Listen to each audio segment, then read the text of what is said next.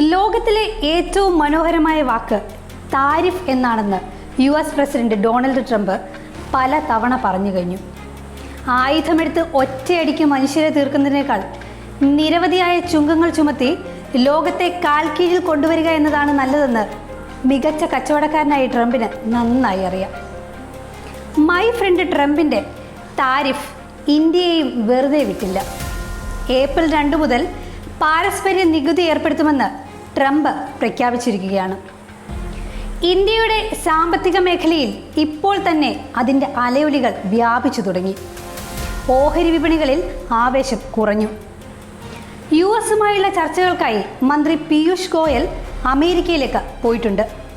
ഇന്ത്യക്ക് മാത്രമല്ല, ബ്രസീൽ, ഉത്തര Korea, European union രാജ്യങ്ങൾ എന്നിവരെയും വെറുതെ വിടില്ല എന്ന് ട്രംപ് പ്രഖ്യാപിച്ചു കഴിഞ്ഞു.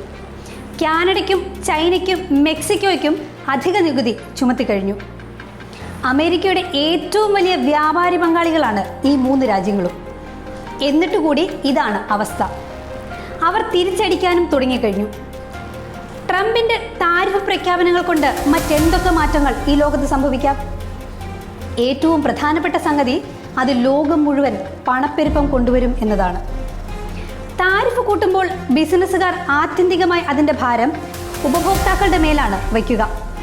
അതുകൊണ്ട് തന്നെ ഇറക്കുമതി ചുങ്കം കൂട്ടുന്ന വസ്തുക്കളുടെ വില വളരെയേറെ വർദ്ധിക്കുമെന്ന് ഉറപ്പ്. അമേരിക്കയിലും ഈ വിലക്കയറ്റം ഉണ്ടാകും. വിലക്കയറ്റത്തെ പിടിച്ചുകെട്ടാൻ അമേരിക്ക ഇന്ധനവില കുറയ്ക്കുമെന്നാണ് ട്രംപ് പറയുന്നത്.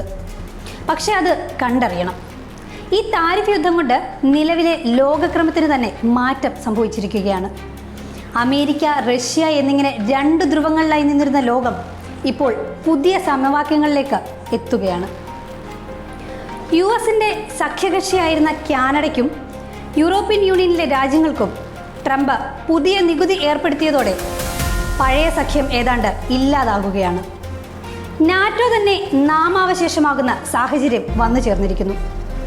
യൂറോപ്യൻ യൂണിയൻ വ്യാപാരത്തിനായി ഇന്ത്യയെ പോലുള്ള രാജ്യങ്ങളെ സമീപിച്ചിരിക്കുകയാണ്.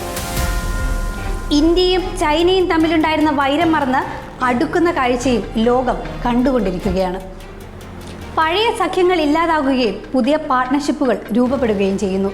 ട്രംപിൻ്റെ താരിഫ് പ്രഖ്യാപനം കൊണ്ട് ആഗോള GDP വളർച്ച കുറയുമെന്ന് നിരവധി സാമ്പത്തിക സർവേ വിദഗ്ധർ മുന്നറിയിപ്പ് നൽകി കഴിഞ്ഞു. യൂറോപ്യൻ യൂണിയൻ രാജ്യങ്ങളിലെ മാത്രം GDP-യിൽ 1.5% കുറവ് വരുമെന്നാണ് കണക്ക്. ഒരു സാമ്പത്തിക മാന്ദ്യത്തിലേക്ക് ലോകം പതിയെ നീങ്ങുന്നു എന്നാണ് സൂചന. അമേരിക്കയ്ക്ക് മികച്ചതും വിപുലവുമായ ഒരു വ്യാപാര അടിത്തറയുണ്ട്.